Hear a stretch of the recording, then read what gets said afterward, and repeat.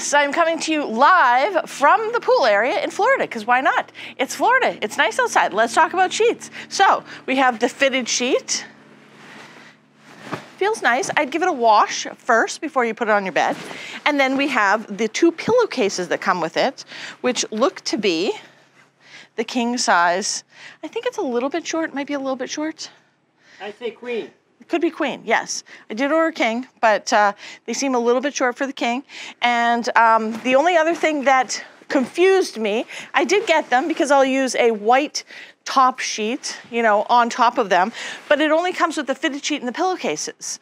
So I know in some countries, because we travel a lot, they don't have the top sheet they work with, and they just have the flat sheet and then a blanket on top, so that could be what they're thinking. But anyways, I will be using a top sheet with these. You may or may not choose to do the same thing, but the design is super cute.